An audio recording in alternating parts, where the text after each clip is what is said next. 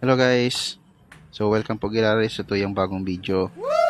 So igwa na naman po kaming bagong project na natapos igdi sa Maynaga City.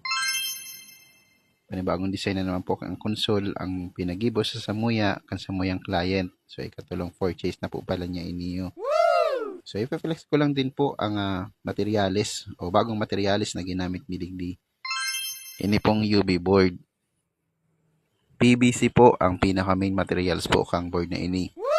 So, glossy finish po siya, kaya napaka-glossy niya. So, Wow. mostly ginagamit po ini ko lang sa design sa console.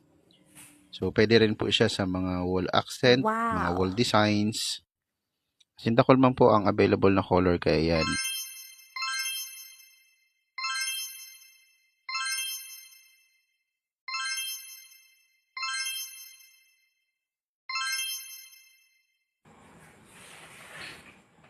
Yan, so, sa mga interested po o willing magpa-install ng arog po kayo ng console or mga wall accent gamit ang UV board na ini, pwede po kamo mag-PM sa Sakuya or sa Samoya pong page. Salamat!